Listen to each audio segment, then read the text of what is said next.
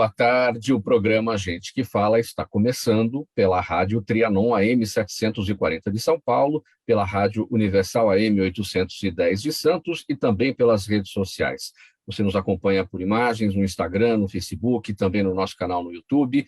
Aquele convite diário para você curtir, comentar, compartilhar a nossa transmissão e participar também pelo WhatsApp, 973350038. 973350038. Eu sou o Mauro Friesman, 12:01, quarta-feira, você sabe, já é tradição por aqui, o espaço reservado para a nossa conversa sobre saúde, sobre bem-estar e sobre comportamento. E para análise dos nossos temas propostos aqui hoje, vamos aqui à nossa bancada de especialistas, Dr. Maurício Bruschini Rodrigues Neto, urologista do Hospital Beneficência Portuguesa. Seja bem-vindo mais uma vez ao programa Gente que Fala, Dr. Maurício. Tudo bem? Bem, obrigado pelo convite. Espero poder ajudar os nossos ouvintes aí a esclarecer as dúvidas. Muito obrigado. Também com a gente, Sônia Presta, cantora, apresentadora, farmacêutica. Tudo bem, Sônia? Bem-vinda mais uma vez. Obrigada, Mauro. Prazer mais uma vez estar com vocês. Boa tarde a todos. Adriana Severini, também com a gente. Ela é psicóloga, especialista em terapia cognitiva comportamental. Tudo bem, Adriana? Boa tarde. Oi, boa tarde, Mauro. Bem-vinda, estou super feliz de estar aqui. Boa tarde a todos. E também o Alessandro Baitello, empresário, escritor, criador do método Mind, que a gente vai conhecer daqui a pouquinho na nossa conversa. Tudo bem, Alessandro? Olá, boa tarde a todos. Boa tarde, Mauro. Obrigado pelo convite. Eu estou bem feliz. Pessoal, vamos ao nosso primeiro assunto do dia, 12:02 agora. O ministro da Saúde, Marcelo Queiroga, disse ontem, durante o evento de lançamento da vacina da AstraZeneca, de produção totalmente nacional pela Fiocruz, que pretende acabar com o caráter pandêmico da Covid-19. O ministro tem dito que deseja passar a tratar a Covid-19 como uma endemia, como fizeram recentemente o Reino Unido e a Dinamarca, e, assim, relaxar restrições como o distanciamento social e o uso obrigatório das máscaras. Para alguns especialistas, há o lado positivo, pois as medidas não podem durar para sempre, mas ainda falta combinar com o vírus, não é verdade, gente? Doutor Maurício, eu começo com você esse tema. O interessante é que o ministro Queiroga, ontem, durante essa fala, lá no lançamento da vacina da AstraZeneca, nossa vacina 100% nacional aqui, ele mesmo contextualizou, ele disse assim, determinados contratos foram feitos na vigência da pandemia. E aí ele propriamente se pergunta, as vacinas que têm registro emergencial, será que podem continuar sendo usadas fora do caráter pandêmico? Essa é a grande dúvida. Se você tirar o caráter pandêmico e as vacinas foram autorizadas de forma emergencial por causa da pandemia, a gente fica sem vacina, não é verdade? Eu acho que as vacinas se mostraram eficazes, todas, umas um pouquinho mais, outras um pouquinho menos, mas a gente vê o resultado na diminuição do número de internações, mortalidade. Então, acho que é só uma questão burocrática, essas vacinas vão continuar, a única coisa tem que apresentar como um caráter definitivo, mas que elas são efetivas, são. Acho que isso não resta nenhuma dúvida.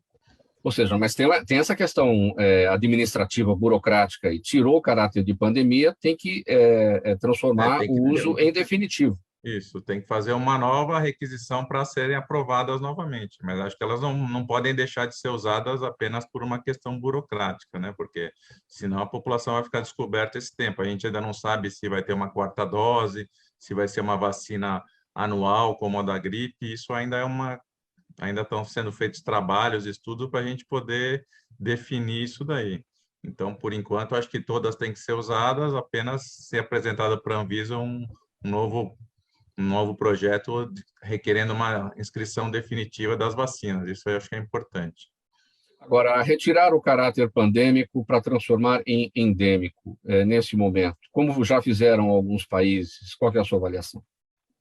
Eu acho que, não sei se é o momento agora, acho que ainda falta um pouquinho, mas acho que até o fim do ano isso vai acontecer, né? Porque a gente vai ter que aprender a conviver com o coronavírus. É uma doença que veio para ficar, como tantas outras.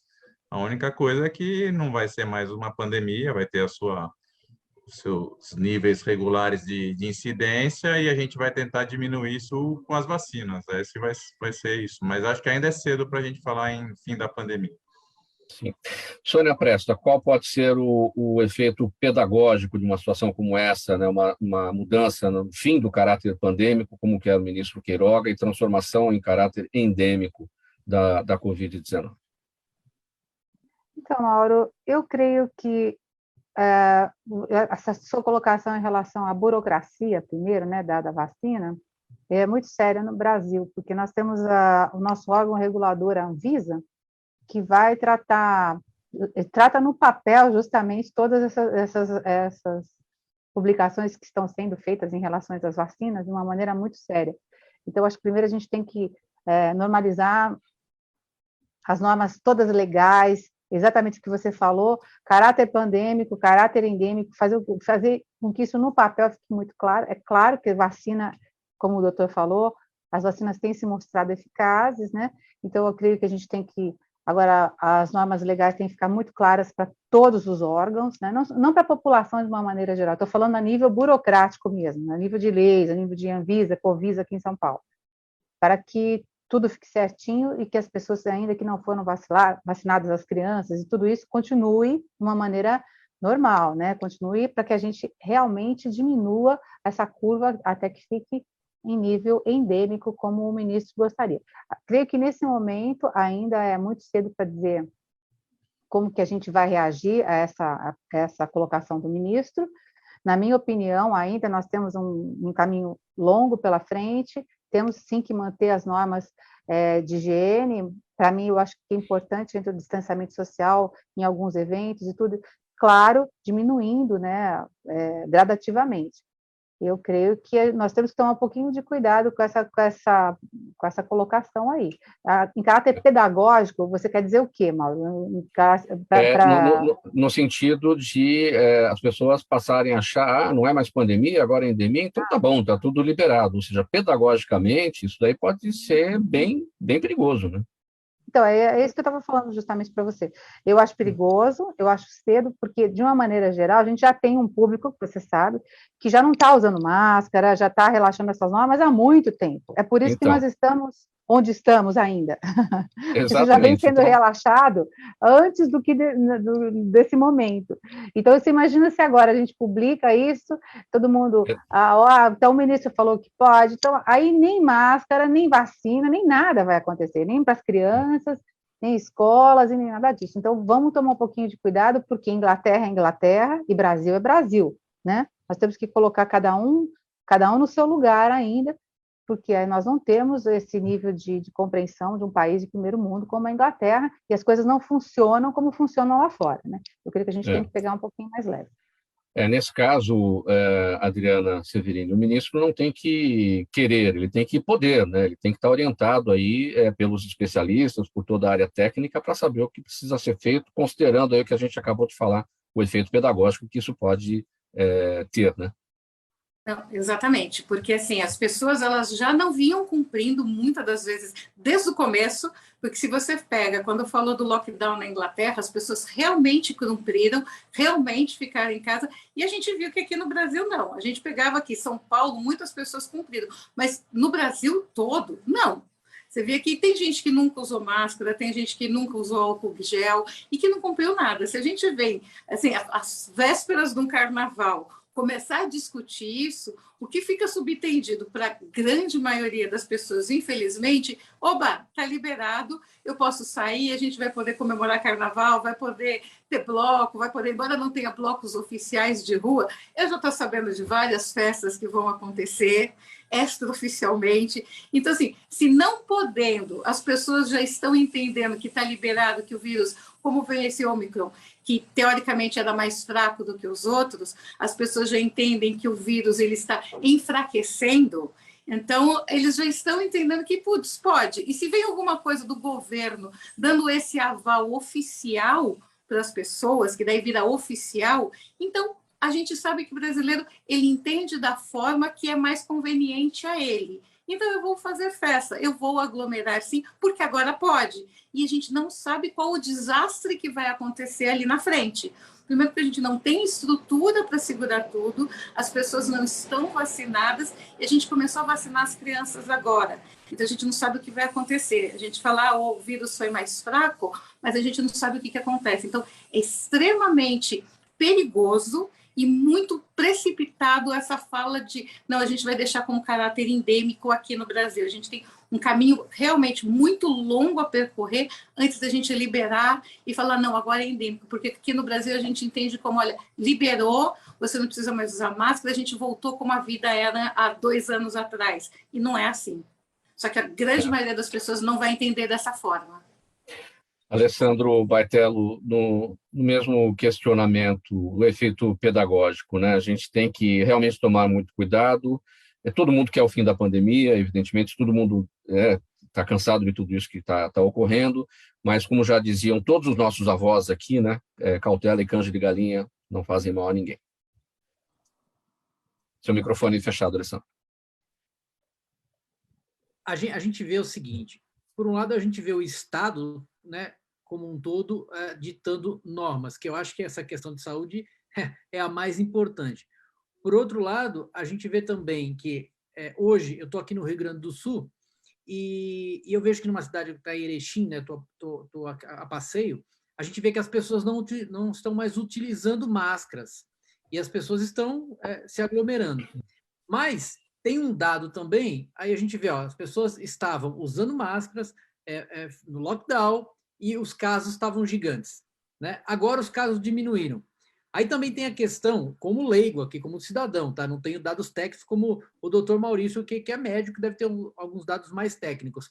Aí você vê essas pessoas também mais indo ao hospital, lotando os hospitais, né? E algumas fazem exames, outras não. Então a gente tem que ver assim, qual que é o lado emocional da coisa e qual que é o lado real da coisa, né?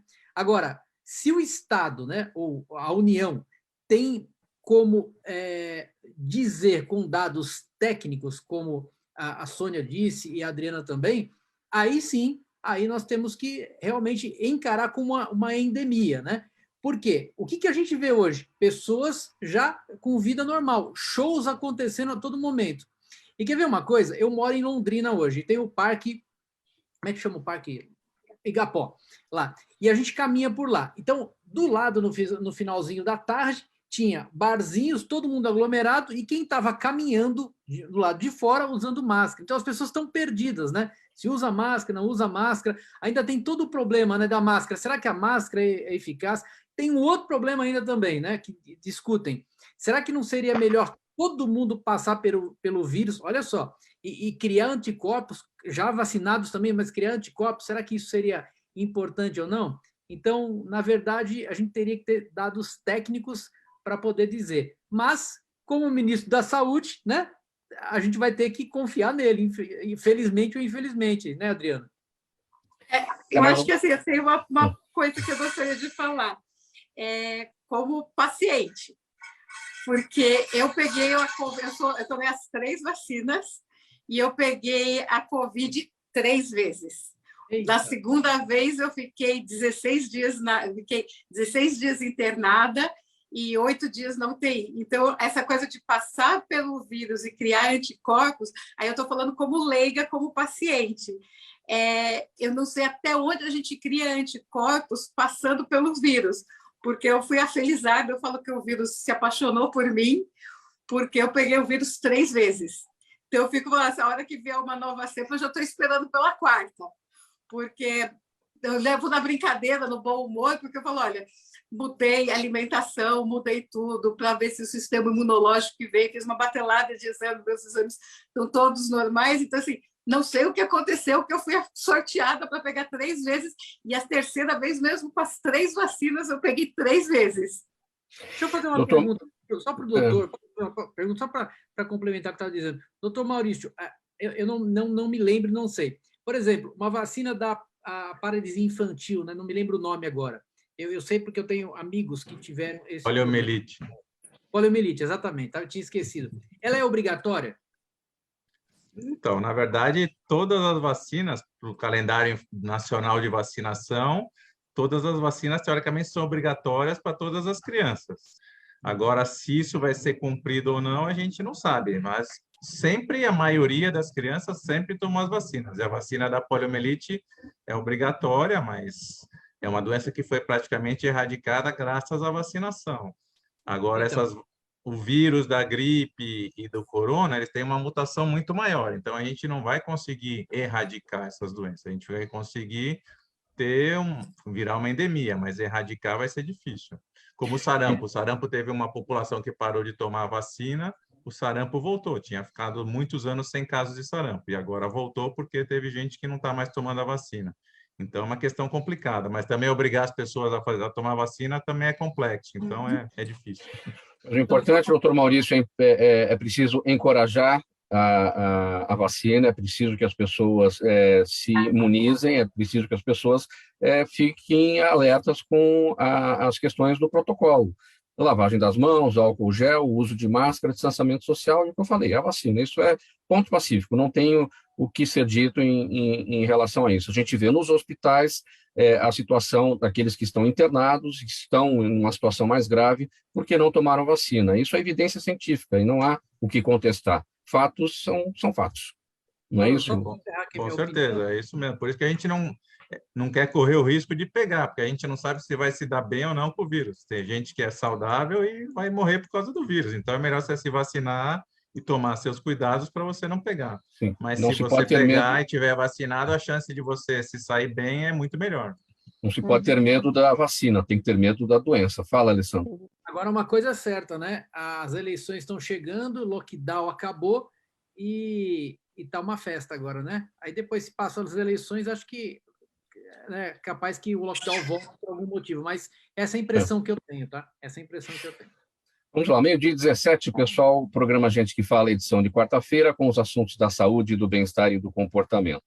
Sônia, o setor de eventos, que crescia até o aparecimento da Covid-19, foi muito prejudicado aí ao longo da pandemia. E agora começa já a caminhar, começa a ficar um pouquinho melhor das pernas, né?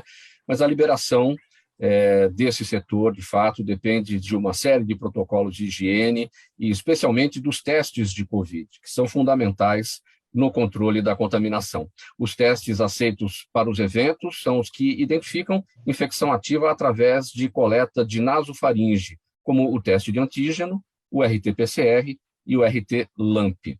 É o que temos às mãos aí para poder fazer todo esse controle da contaminação e facilitar a vida aí do setor de eventos, não é? Sim, Mauro, nós temos esses 3 testes, 2 deles são testes rápidos, né, que é o antígeno e o LAMP, que é aquele teste de saliva que a gente cospe no tubinho, né? Sim, é o LAMP, né? É o LAMP, isso. O que muda é a metodologia e a sensibilidade do teste, por isso que a gente fala, algumas viagens internacionais exigem ainda o RT-PCR, que é o teste recomendado pela Organização Mundial de Saúde, que é um teste com maior sensibilidade, né, detecta o vírus num prazo maior, né, de 2 a 14 dias. Então, a gente recomenda fazer os testes de acordo com o caso, né? Obviamente, para alguns eventos, ainda estão pedindo os testes rápidos, né, porque a gente tem o resultado na hora, 15 minutos ou 1 hora, dependendo do que for eleito para aquele momento, para aquele evento. Mas eu creio, Mauro, que independente do teste exigido, ou o RT-PCR, que é o recomendado, até para quando se exige um teste rápido, se há possibilidade, a confirmação é feita pelo RT-PCR, né? Sim. Que é um teste mais caro, mais sensível, mas, de qualquer maneira, eu creio que está acontecendo que, para eventos, até casamentos, festas sociais, shows, as pessoas estão relaxando até essas normas, sabe? Como eu trabalho com um laboratório que realiza esses testes, né, hoje em dia, eu trabalho na parte de divulgação dos testes, a gente percebe que muitos eventos até cancelaram a coleta desses testes porque simplesmente relaxaram as normas de fiscalização, né, por conta própria ou por achar que, nesse momento, até por essas declarações que a gente está ouvindo, né, e eu creio que isso é muito perigoso. Nós temos algumas ferramentas para manter o que nós alcançamos até agora, através da vacina e dos testes, para conseguir chegar a uma diminuição bem gradativa até o final desse ano, e depois a gente começar a falar em endemia e tal, com segurança, né? a população.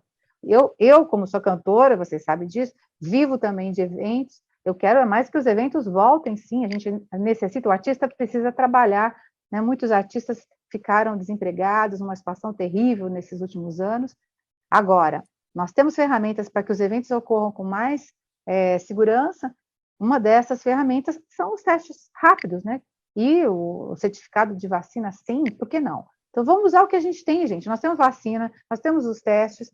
Isso vai ajudar todo o mercado de eventos para que cada vez mais ele se abra e continue dando emprego para tantos artistas, né? E a explicação é muito óbvia, né, Sônia? O porquê de fazer o teste de antígeno para a participação de um evento, porque a pessoa pode não ter sintoma nenhum e ter a doença e não ter sintoma nenhum e transmitir. Então, eu não tenho nada, não vou fazer. Não é isso. Não é assim que funciona. Então, para a segurança de todos dentro desse evento, o teste de antígeno é fundamental. Fundamental. E as pessoas que estão passando, por exemplo, a Adriana, que relatou essa situação dela, aposto que ela vinha se cuidando, né, Adriana, com máscara e com álcool gel e tudo, e ela teve o azar, né, de pegar 3 vezes a doença, e no azar maior, está vacinada, tem a sensibilidade de passar até por um estado grave, e ficou internada numa UTI. Quem garante que você que está no evento, sendo jovem, sendo velho, já não tem mais nada disso, gente? Então, a gente precisa ouvir esses relatos, porque, independente da alegria e do momento, já se passaram 2 anos, agora eu vou para o evento ou não, você pode realmente ser uma pessoa mais sensível, você pode mesmo vacinado, transmitir ou receber, infelizmente, essa infecção. Então, a gente está querendo controlar isso de uma maneira segura para todos. A vacina é uma ferramenta e os testes também são ferramentas. Vamos pensar no próximo, né? Certamente, a Adriana... Isso que a Sônia falou é super importante. Quando a gente sempre falou, desde o comecinho, o novo normal, eu acho que esse é o novo normal. A gente ir voltando, voltar às festas, voltar aos eventos, ter essa interação com as pessoas que psicologicamente, emocionalmente é muito importante, mas utilizando essas ferramentas. Então, fazer os testes, você estar vacinado, poder ir com mais segurança, você poder participar desses eventos, ter essa interação social que é muito importante para as pessoas, mas com mais cuidado, cuidando tanto de você quanto das pessoas que estão lá. Então, você entra sossegado, você está lá, você participa, sempre depois, porque eu vejo muitos pacientes no consultório ou amigos que participam de algumas coisas e depois tem uma ansiedade, porque se cresceu muito a ansiedade. Então, qualquer evento social um pouquinho maior que você vá, as pessoas contando lá os 5 dias ou os 7 dias, para ver se não começa a aparecer nenhum sintoma depois daquele evento social que você apareceu, o que você fez. Então, assim, é começar a voltar às atividades que eu acho que são importantíssimas, só que tomando os cuidados necessários, e a gente tem essas ferramentas. Então, por que não utilizar e evitar toda essa ansiedade pós o evento que você foi? Então, e por que a gente fala... Só para complementar a Adriana, e por que a gente fala tanto desses cuidados necessários, Adriana? Certamente, que você destacou aqui, salientou, você já contraiu a Covid por 3 vezes. Não porque você não se protegeu, porque alguém não se protegeu. Alguém não usou máscara. Então, é esse o ponto. A máscara não é para que a gente se proteja, é para que a gente proteja o próximo. E foi isso, certamente, que aconteceu com você. E assim, e é chato, é desconfortável, é uma coisa ruim. Assim, você falar que eu gosto de usar máscara, não gosto, detesto. Mas eu uso porque eu preciso proteger as outras pessoas. Ficar fazendo teste toda hora é ruim. Mas a partir do momento que eu quero sair, que eu quero socializar, quero ver os meus amigos, quero ir para algum evento interessante e gostoso, eu preciso me cuidar e cuidar das outras pessoas que estão ali também. Então, eu coloco, é o novo normal, que a gente tem que aprender a conviver com isso. E a gente tem que fazer desses testes, por exemplo, ao invés do ministro da Saúde colocar a coisa como uma endemia e relaxar as normas, eu acho que, pelo contrário, ele deveria facilitar as ferramentas existentes, facilitar o acesso aos testes, né, para grupos, para eventos, fazer com que haja um subsídio do governo em relação aos laboratórios que fornecem esses testes também, para que o acesso ficasse mais fácil, mais seguro. E não fazer, vamos relaxar e pronto, e tal. Não, fazer o seguinte, tudo bem, a gente vai chegar ao final disso aqui, mas para os eventos precisa ter lá um certificado, precisa ter lá sua banquinha que faça o teste na hora de entrar, você está com o seu certificado de vacina, para todos os tipos de eventos. Isso sim deveria ser uma norma. Não, gente, com subsídios de governo fica muito mais fácil, né, gente? É por isso que a gente está falando que em relação a uma Inglaterra e um Brasil é diferente. Os caras, eles têm tudo funcionando e podem se dar ao luxo de falar, vamos afrouxar as medidas, porque eles fazem tudo isso. Eles dão condição para que o cidadão tenha segurança quando ele vá para os eventos, nos bares, eles exigem o certificado de vacina. Nós temos uma série de normas que funcionam lá fora que nem chegam até aqui. Né? Mas isso não está acontecendo. Vai ver como é que funciona, para que as coisas se abram desse jeito. Né? Doutor Maurício, como é que você sente a preocupação dos seus pacientes no seu dia a dia, no seu consultório particular e também no hospital?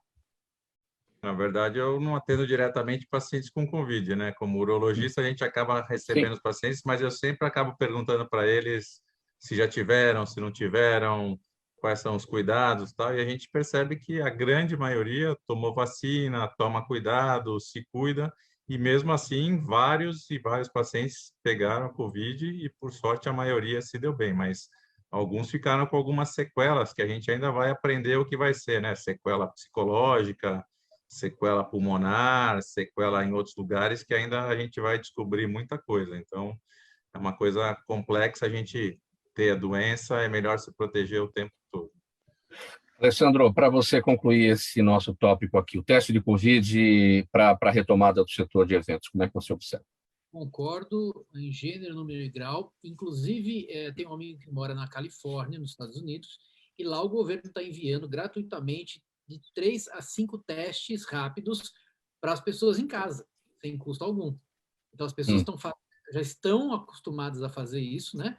Não sei se no Brasil teria como fazer exatamente essa questão, mas para os eventos... Gostaríamos, né? Gostaríamos. Olha, eu vou te contar, antes de você concluir, aqui no Brasil nós já temos esses autotestes, né? Que já estão começando a ser disponibilizados em farmácias, mas o brasileiro não tem a menor condição, na minha opinião, de fazer esse autoteste sozinho.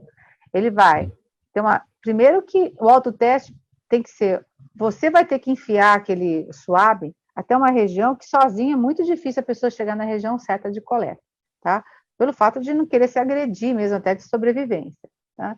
O brasileiro não está acostumado a realizar todas as normas, né, de higiene, de o ambiente estéreo, pode contaminar o seu próprio teste. A gente não sabe se a pessoa vai chegar com resultado.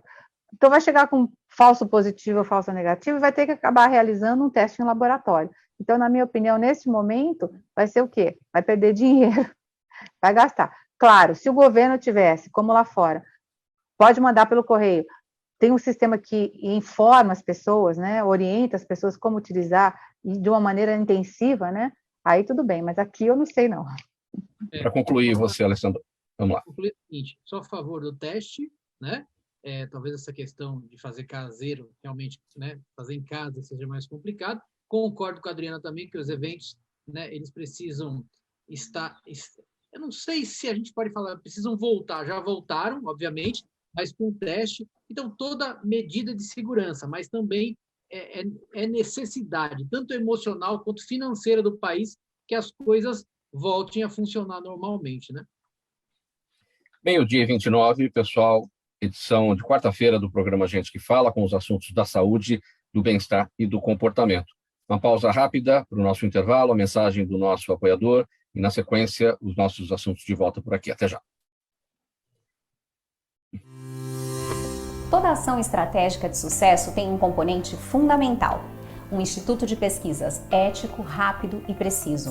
Afinal, é ele que vai fornecer informação confiável, sem achismos ou palpites. E isso, numa época de mudanças rápidas e repentinas, é fator crítico de sucesso. A Orbis é um instituto de pesquisas que une precisão e confiabilidade estatística com a mais alta tecnologia em pesquisas do mercado. Tem inteligência artificial, robótica e Big Data, entre outros recursos, para que você tenha uma informação correta, confiável, com o menor custo e no menor tempo possível. Na sua próxima ação, seja ela corporativa ou política, comece pela Orbis, porque com a informação correta, você vai mais longe, mais rápido e com mais segurança. 12:30 no programa Gente que Fala. Estamos de volta pela Rádio Trianon AM 740 de São Paulo, pela Rádio Universal AM 810 de Santos e também pelas redes sociais, Instagram, Facebook e o nosso canal no YouTube. Seguindo aqui com o nosso próximo tema para análise dos especialistas aqui. Olha, Adriana, nas últimas semanas as redes sociais repercutiram ou estão repercutindo, né, possíveis transtornos alimentares de 2 participantes do Big Brother Brasil. Mesmo sem serem especialistas, né, os internautas, né, e com a impossibilidade de diagnosticar alguém por meio de um programa de TV, muitos deles apontam que Bárbara Heck, por adotar uma dieta muito restritiva, pode ter algum tipo de transtorno alimentar. E o Arthur Aguiar, no caso dele aqui, os internautas apontam uma possível compulsão alimentar por comer exageradamente. Os internautas têm razão nessas duas situações aqui ou não? É assim, a Bárbara, você vê que ela comia pouquíssimo, muito pouco, assim, pouquíssimo. Ela tinha uma restrição de tipos de alimentos, e o que a gente vem vindo, que cada vez mais está acontecendo, é isso. As pessoas estão seguindo dietas extremamente restritivas e, às vezes, suplementando tudo isso que elas têm, que elas não deixam de consumir nos alimentos, por comprimidos, por vitaminas que você pega por comprimidos, e isso é muito ruim, porque por mais que suplemente, você precisa ter isso nos alimentos. E isso vem por aquela coisa do corpo perfeito, você vê aquela coisa do corpo malhado, você fazer cada vez mais exercício, mas a gente tem que lembrar que tudo que é exagero faz muito mal.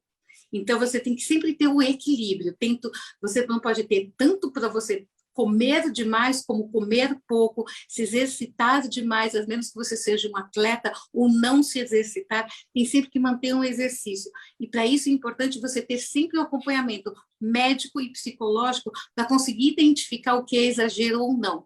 O Arthur, eu já tinha lido alguma coisa que ele fez uma dieta assim, muito forte, de período muito curto, quando ele soube que ele iria entrar no BBB, e que isso acabou estragando a saúde dele. Talvez isso tenha desenvolvido essa compulsão alimentar, mas eu sei que pessoas que se exercitam muito, eles acabam se alimentando mais, porque eles gastam muito mais caloria. Então, seria muito leviano avaliar uma pessoa por um comportamento de alguém que não é meu paciente, mas a gente fica um sinal de alerta para que, quando eles saiam da casa, eles passem por uma avaliação para entender qual que é esse comportamento. A Bárbara saiu, então ela deve ter um acompanhamento, alguma coisa para entender o que é, porque quem se exercita muito, come muito. O problema é o período como a gente come. A compulsão alimentar, o que acontece? Normalmente a pessoa fica longos períodos sem comer absolutamente nada, e ela, de repente, ela tem um gatilho, alguma coisa que faz com que ela comece a comer e ela não consiga parar. Então, ela come muito, come em excesso, normalmente no período da noite e quando ela está sozinha. Então, a compulsão alimentar ela acontece nesse período quando as pessoas não estão olhando. Eu não cheguei a observar qual era o período que o Arthur comia. Então, assim, é normal, assim, para as pessoas que estão ouvindo, sempre prestar atenção. Se quando você se alimenta mais e em excesso, é quando você está sozinha e no período da noite. Então, as pessoas às vezes levantam de madrugada e a gente brinca do assaltar a geladeira. Você come literalmente tudo que está na sua frente e de forma descontrolada. Você só para de comer a hora que acaba. Então, esse é um sinal de alerta. E a pessoa, quando tem uma dieta muito restrita, eu vejo agora que todo mundo come ovo e frango. Com certeza, ovo faz bem e frango faz bem, mas comer só ovo e só frango não faz bem.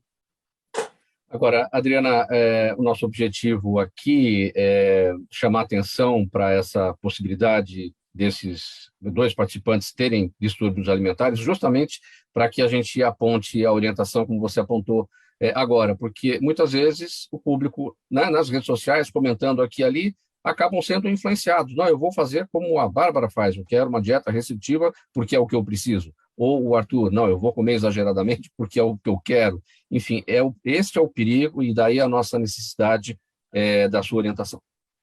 E principalmente porque são 2 pessoas que têm um corpo que todo mundo olha e fala, nossa, olha que corpo bonito, um corpo que normalmente é desejável. Então é importante você nunca começar uma dieta sozinho. Você sempre procurar um médico e às vezes a gente tem aquilo que a gente chama de dismorfia, que você tem uma dismorfia e você não consegue ver o seu corpo como ele realmente é. Então, você faz uma dieta, você se enxerga no espelho completamente diferente. Você, por mais magro que você esteja, você se enxerga gordo, que você acha que é gordo e você não consegue te enxergar de verdade. Então, sempre pergunte para as outras pessoas, procure um médico, faça esse acompanhamento, porque a dismorfia ela está crescendo cada vez mais e cada vez mais cedo. Antes eu começava com os adolescentes, eu vejo crianças com 10 anos, 9 anos de idade, que estão no peso normal, elas têm uma dieta, mas elas acreditam que elas são gordas e que elas precisam fazer dieta. Então, assim, é muito a atenção das pessoas que vivem, dos pais, das pessoas que convivem com essas crianças, com adolescentes e com os adultos, para chamarem atenção e prestarem muita atenção em quem está acontecendo isso. Então, se você percebe que a pessoa começa com restrição alimentar, então vai comendo, prestar atenção. E tem uma outra coisa que chama muita atenção. Isso acontece muito com os jovens. Como eu sei que eu vou beber no final de semana, tanto é que o gin virou moda, de novo, porque gin é uma bebida que tem baixo teor de gordura, ele tem baixa caloria. Então, por que virou moda ter drink com gin? Porque engorda pouco. As pessoas deixam de comer para poder beber. Então, o estrago é pior ainda. O estrago no organismo e na cabeça. Então, eu fico sem comer absolutamente nada, para que eu possa gastar todas aquelas calorias que eu não como em bebida alcoólica. Então, você já imagina o estrago que faz. Doutor Maurício, pela experiência que tem de consultório na área dele, de urologia, deve ter muita história para contar, né? Quando pede os exames para os pacientes, os exames de sangue, vai olhar ali os elementos, tudo fora dos padrões, não é isso? Certamente é isso, né, doutor? A gente acaba... O homem, quando vai no médico, a gente tem que aproveitar a oportunidade e pedir todos os exames, né? Porque ele não gosta muito de ir no médico, então eu acabo pedindo outros exames para poder dar uma orientação e encaminhar ele para o especialista, o endócrino, o cardio, se tiver alteração. E realmente a gente vê muita gente com os exames alterados e a parte nutricional, a atividade física é fundamental, né? Então, uma dieta equilibrada, variada, né? Não sempre a mesma coisa, e a atividade física pelo menos 3 vezes por semana para manter a saúde. E quando tem aquele, né, Sônia, que chega na farmácia para se automedicar porque quer um remédio, porque comeu demais ou porque comeu de menos?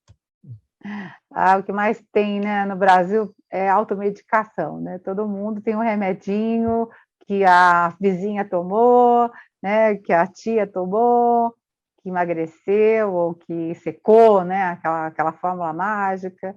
É uma judiação, né, gente? A alimentação, ela tem que ser...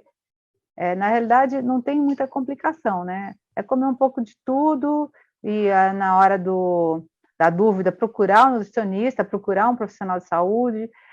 As informações, claro, a gente tem muito acesso hoje em dia na internet, YouTube, não estou falando que não é legal. Tem muita gente muito séria fazendo um trabalho muito bom também no YouTube.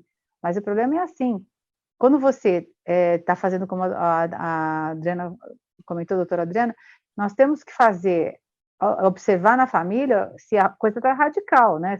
O problema já não é mais a dieta, o problema é um problema psicológico, é mais sério do que a gente pensa. A alimentação é só o que está mostrando ali, né? Embaixo vem o iceberg é muito grande, né? Então a gente tem que tomar cuidado, e as consequências, elas não vêm a curto prazo, elas vêm a longo prazo, né? Ossos, músculos, né?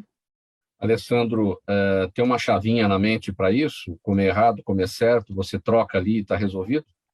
Olha, você sabe, Mauro, que a pergunta é muito boa. E eu já tive, assim, me testemunho meu, 2 fases. A primeira fase que eu fiz uma dieta para ganhar massa muscular com personal, né? Personal nessa questão da academia, do exercício.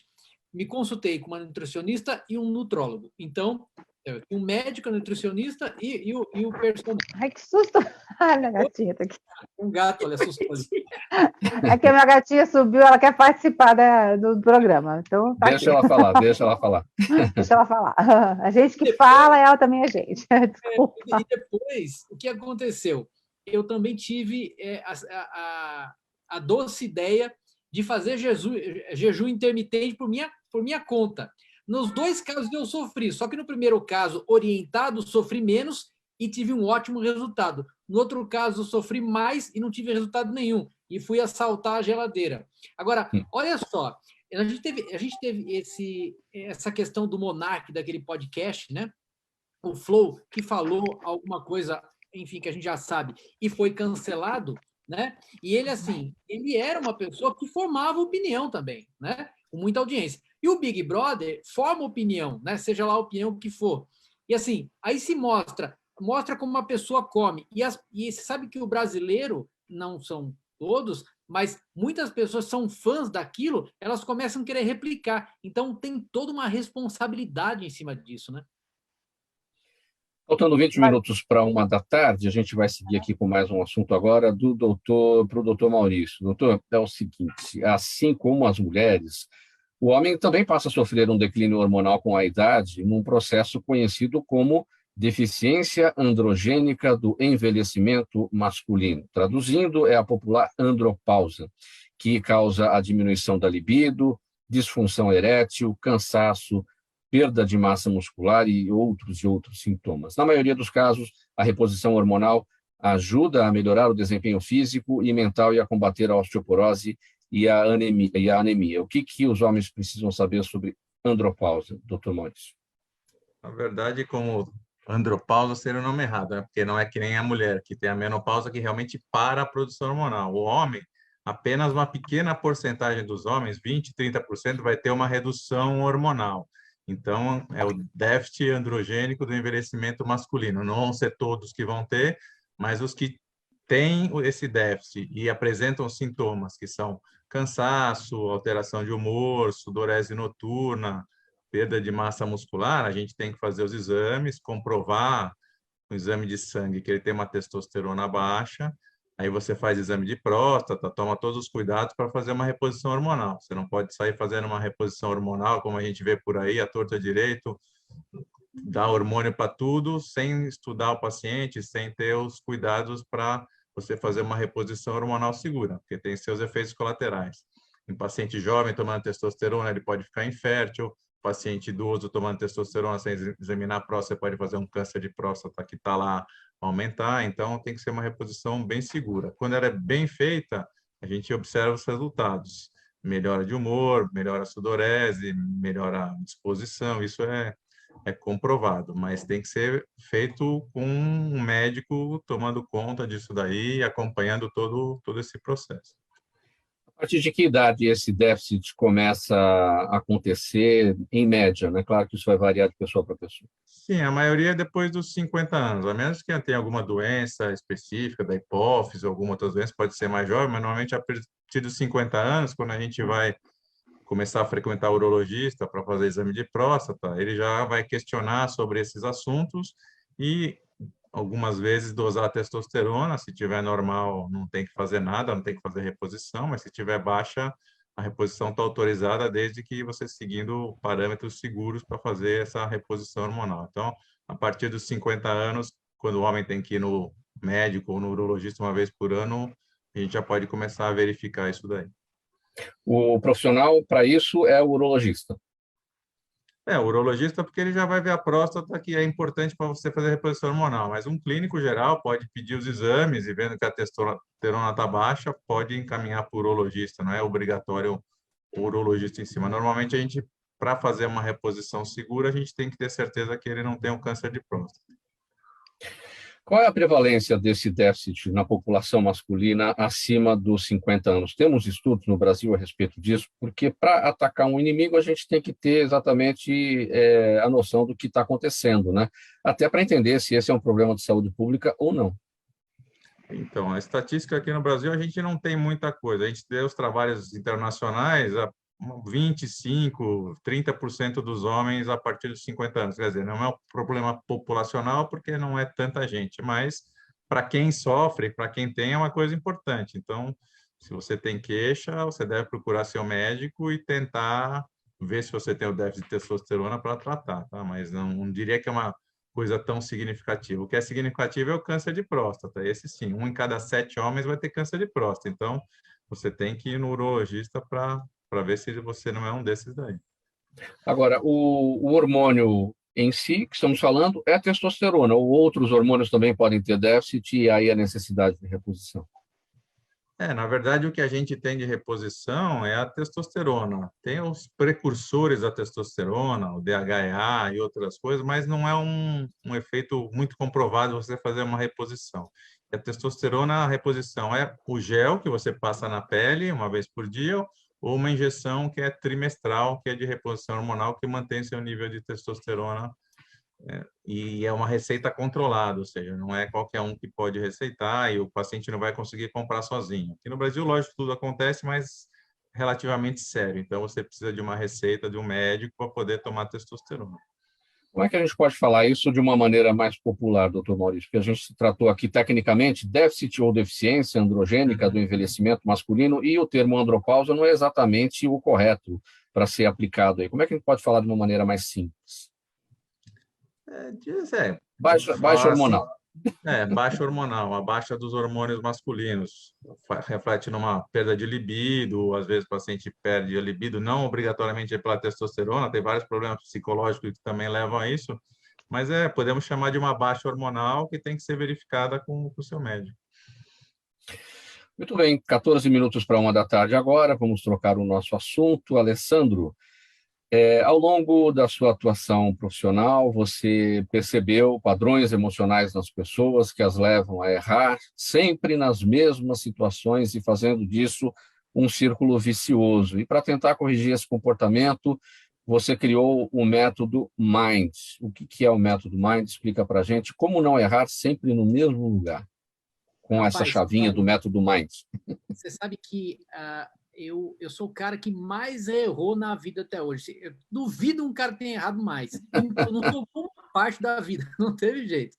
Só que assim, isso fez com que eu ganhasse dinheiro, perdesse dinheiro, ganhasse dinheiro, perdesse dinheiro, ou então outras coisas na minha vida, tá? Mas tem o seguinte, tenho aqui uma questão que eu vou embasar, e já que a gente tem uma psicóloga aqui também, né? Vou embasar direitinho aqui. Enfim, o que acontece? Eu, quando tinha 12 anos de idade, eu cheguei da escola e fui até a sala. E estava meu pai sentado numa mesa de centro, cheio de notas. Eu não sei se era real aquela época, enfim, cheio de notas de dinheiro lá. E aí eu falei, pai, estamos ricos. Ele fez isso aqui, ele pegou os braços, enrolou o dinheiro nos braços e falou assim, esse dinheiro não é meu. Eu falei, mas não é nosso. Eu falei, mas como não? Esse dinheiro até é nosso, mas dinheiro só serve para pagar a conta. Naquele momento, eu tinha entre 11 e 12 anos de idade, esse é um dos casos, tá? Eu comecei a ganhar dinheiro depois que eu fiquei adulto e eu só pagava contas. Perdia dinheiro e pagava contas. Eu estou contando um exemplo. Depois que eu estou há 20 anos trabalhando nessa questão emocional, eu não sou psicólogo, a minha esposa é psicóloga, então todo o embasamento também ela deu para o método MIND. Aconteceu que eu vi um padrão em crianças, né, em pessoas de 7 a 12 anos, que elas absorviam essas verdades absolutas com o pai, com a mãe ou com a família. Então, o que eu posso te dizer? Que nós somos, né, nesse padrão de mais de 9 mil pessoas que eu atendi, nós não é que somos frutos do meio, nós somos programados. E quando a gente é programado alguma coisa, por mais que a gente lute para não... isso conscientemente, tá? Para não cometer os mesmos erros, a coisa fica complicada. Eu cometi esses erros várias vezes, esse é um deles, né? E descobri esse padrão nas pessoas. Então, elas tentavam acertar e erravam nas mesmas situações com pontos diferentes. Então, esse padrão mostrou que as pessoas, quando elas são programadas para algo, elas, hoje, eu sou quem sou porque fui programado lá atrás, né? As outras pessoas, né? A Sônia, a Adriana, o Dr. Maurício, também foram programados.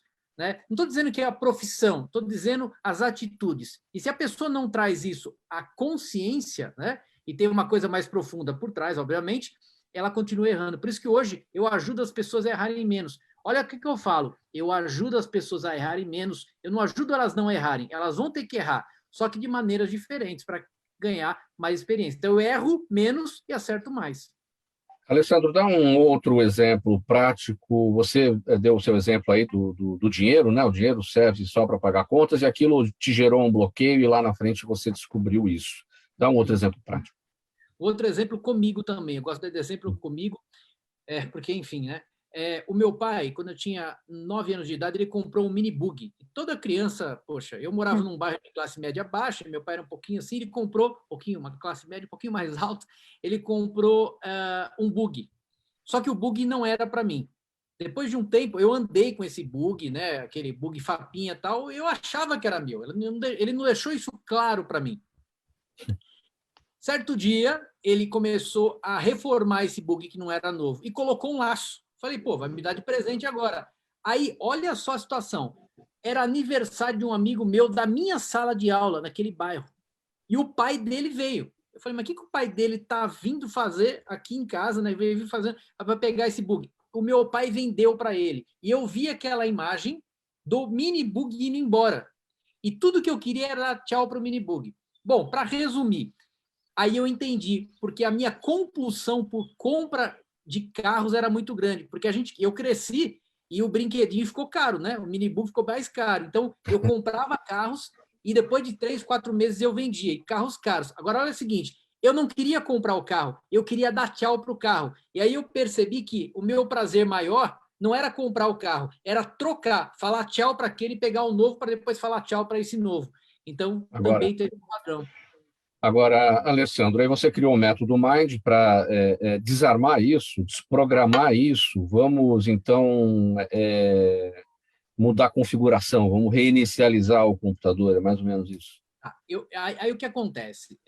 Depois de atender todas as pessoas durante 20 anos e descobrir esse padrão, eu também chamei um colega e falei, agora quero que você toque nessa minha ferida. E o que ele fez? Orientado por mim, ele foi e trocou a cena. Eu chamo de troca de cena também o método Mind. Ele foi na minha mente subconsciente, estou falando de uma forma bem rasa aqui, tá, gente? Para ser mais rápido. Sim. E aí, lá, ele fez com que ele trocou a cena para mim, com que eu pudesse ter me despedido do minibug, porque o meu pai não deixou, então ele entrou, ele colocou essa memória, e eu voltei dessa memória um pouco mais tranquilo. E aí eu deixei de ter essa compulsão por carros. E no dinheiro ele fez a mesma coisa, orientado por mim. E aí eu testei em várias pessoas, de maneiras diferentes, essa questão de troca de cena. Então, basicamente vou para a mente subconsciente e lá eu faço uma troca de cena. Vezes o paciente aceita de imediato, vezes não aceita. Então, por exemplo, vamos pensar aí que é um 75% de sucesso que a gente tem. Ele é convencido, de uma maneira mais técnica, que aquilo aconteceu de uma maneira um pouco diferente. Agora, você estava falando também, aqui fora do ar, do Ho Oponopono. Faz a mesma coisa de maneiras diferentes. Ele reprograma a pessoa de maneira diferente. Talvez ele não vá direto na causa, como eu vou, que é a troca de cena, mas ele faz uma reprogramação também. Isso que eu chamo de troca de cena, que é o método Mind, que eu tenho como comprovar, documentado, 9.000 pessoas já passaram por esse método e se desbloquearam ou se destravaram. 7 minutos para 1 da tarde, pessoal. Perguntas da nossa audiência. Vamos entrar nelas aqui agora, bem rapidinho, para cada um falar bem rapidamente. Doutor Maurício, o seu Jaime do Jardim Bonfilholi está sempre com a gente, participando todos os dias. Ele pergunta se haveria contraindicações para o exame de toque e coleta de PSA. Não, na verdade, não tem nenhuma contraindicação para fazer o toque. A única coisa, quando você vai colher o PSA, você tem que ter evitado o toque 48 horas antes, você não pode ter feito uma biópsia da próstata, não pode ter feito uma colonoscopia, qualquer exame que tenha algum contato com o reto, você tem que esperar 48, ou dependendo do exame, uma biópsia a mais, para você fazer a dosagem do PSA. Em relação ao toque, não tem nenhuma contraindicação. Adriana, o Rodrigo Pessoa está no Facebook e pergunta em que medida a pressão da sociedade por corpos e rostos pré-determinados pode gerar ou agravar distúrbios nas pessoas. Muito. A pressão social é imensa e tem crescido cada vez mais. Por isso que é importante a pessoa ela começar a desenvolver desde pequena, acho que com os pais, a sua autoestima e você começar a se ver e gostar de você do jeito que você é. É muito difícil isso, mas a partir do momento que você se conhece e você sabe aquilo que você é e gosta do jeito que você é, você consegue, de uma certa forma, não se blindar, mas você conviver com a sociedade, com a cobrança que tem e entender que você é você do seu jeito, independente daquilo da cobrança que vem de fora. Porque a cobrança vem em tudo, vem na carreira, vem se você é casado, se você vai ter filhos, se não tem. Então, você precisa entender e estar bem com você mesmo, porque a cobrança externa cada vez cresce mais. Juliana Rocha no Instagram, Sônia, ela pergunta a sua opinião sobre os autotestes. Você já falou a respeito um pouco sobre a sua preocupação em relação ao brasileiro, em fazer tudo corretamente, adequadamente. O que mais você pode dizer aqui para a Juliana? Juliana, eu digo que, na minha opinião, vão ser 2 gastos de dinheiro, do autoteste, depois você vai ter que repetir esse teste num laboratório certificado, porque a chance de dar errado é muito grande, a chance de dar falso positivo e negativo também é bastante grande. Então, nesse momento, do jeito que a gente está vivendo, eu acredito que os únicos que estão ganhando aí vão ser as indústrias que estão fabricando os autotestes nesse momento. Então, se quiser fazer um teste seguro, vá a um laboratório ou requisite uma coleta, né, domiciliar de um laboratório certificado, para que você tenha segurança na sua resposta e na sua conduta pós-resposta também. Na minha opinião, ainda a gente tem que esperar um pouquinho e ver como é que vai ficar essa história de autotestes aqui no Brasil. Baitello, a Daniela Neves está no YouTube e pergunta por que as pessoas que são vítimas de relacionamentos abusivos acabam escolhendo sempre parceiros semelhantes ao que antes lhes causaram problemas. Então, tem uma coisa que tem 2 lados aí, né? A pessoa sabe que isso é prejudicial para ela, mas inconscientemente ela procura sempre a mesma situação. É como se fosse o subconsciente falando para ela assim, ó, vai que esse é o certo, mas o consciente fica brigando com a pessoa, não é isso. Como mulher, sabe aquelas mulheres, né? Os homens também, tá? Que tem o dedinho podre, vai lá, sempre arranja, tem 50 homens legais, ela vai lá no pior. Ou ao contrário, né? Do homem também. É porque existe uma verdade absoluta programada nela. E essa verdade absoluta está na mente subconsciente. E na briga entre a mente consciente e o subconsciente, a programação é que vai ganhar sempre. Tem que desprogramar isso aí, né? Vou procurar você depois. Não, a terapia do esquema, ela fala muito disso, porque a gente vai montando esquemas inconscientes e a gente vai lidando e repetindo esses esquemas até a gente conseguir mudar esses esquemas. Por isso que a gente vai lidando com isso à medida que você vai conhecendo esses esquemas inconscientes que a gente muda. Então, eu pratico o Ho'oponopono, você estava falando do Ho'oponopono. O Ho'oponopono ajuda muito, né? Mas ajuda bastante. Eu pratico, faço, né, palestras sobre o Ho'oponopono, acho maravilhoso essa limpeza dessas memórias tóxicas repetitivas, né, que a gente está falando. É maravilhoso. Mas eu acho maravilhosas as técnicas existentes e depois eu quero conversar com vocês dois uma outra hora, para a gente trocar uma figurinha. Pessoal, faltando 2 minutos para 1h, o tempo já se esgotando, e então eu vou aqui para as despedidas de cada um. Sônia, você está com a palavra, sua mensagem final. Bom, primeiro agradecer a vocês, Enilda, Fausto, um grande beijo, convidar todos para se inscreverem no meu canal, né, Sônia Presta, no YouTube, através do meu site soniapresta.com.br, tenho acesso para o meu canal, por favor, inscrevam-se. Eu apresento um programa de rádio, né, na Rádio Nova Difusora, todos os sábados, das 9 às 10 da manhã, 79.9 FM, também pelo radionovadifusora.com.br, e os programas ficam no meu canal do YouTube. Falo sobre saúde, bem-estar e falo sempre sobre música, né, porque a música faz parte. Muito obrigada a todos. Adriana, sua despedida e seus canais. O canal, para mim, mais fácil é o Instagram, é o @Adriana Severini. Sempre tem coisa nova, toda semana, todo dia praticamente tem as coisas novas. Pode entrar em contato, deixar perguntas. Eu adoro me comunicar com vocês. Eu atendo no consultório em Moema e online também. Então, estou à disposição. Um beijo, foi um prazer participar aqui com vocês. Um beijo grande e um ótimo final de semana e restinho de semana para todo mundo. Alessandro Baitello, 5 segundos, sua despedida, seus canais. 5 segundos, vamos lá. Ó, meu Instagram é baitello_oficial. E, além disso, gente, eu apresento um podcast chamado Pode Tudo. Eu apresento com o Dedé Santana, nosso eterno trapalhão, e também o Bananinha, os dois da Praça é Nossa. A gente fala com artistas.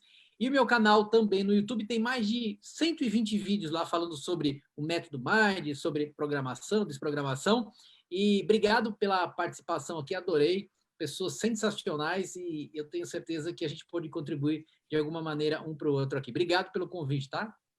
Doutor Maurício, encerra, a chave está na sua mão. Obrigado pelo convite, por mais uma participação. Doutor Maurício Uro, no Facebook. Obrigado pela presença de todos. Termina aqui essa edição do programa Gente que Fala. Quarta-feira, sempre os assuntos de saúde, do bem-estar e do comportamento por aqui. Dr. Maurício Bruschini Rodrigues Neto, Hospital Beneficência Portuguesa, urologista. Sônia Presta, cantora, apresentadora, farmacêutica. Não deu tempo da sua palhinha aqui no final, Sônia. Adriana Severini, psicóloga, especialista em terapia cognitiva, comportamental. E o Alessandro Baitello, empresário, escritor, criador do método Mind. Na mesa de som com a gente hoje, o Isaac Barros. Valeu, Isaac, aí no apoio. Sérgio Souza, na gerência técnica da Rádio Trianon. Apresentação minha, Mauro Friesman. Pauta e redação do Pedro Schiavon. Zenilda Salvato, nossa diretora de produção. Jornalista Fausto Camunha, nosso diretor-geral. E você, ouvinte, você, espectador, a razão da nossa presença aqui todos os dias. Musical Trianon a partir de agora até às 6, depois tem Radar Paulista com o Renato Albuquerque, e antes disso tudo, a repórter Débora Mendonça com as informações ao vivo do trânsito aqui na capital. Obrigado pela audiência, minha gente. 1 e 1. Tchau, até amanhã.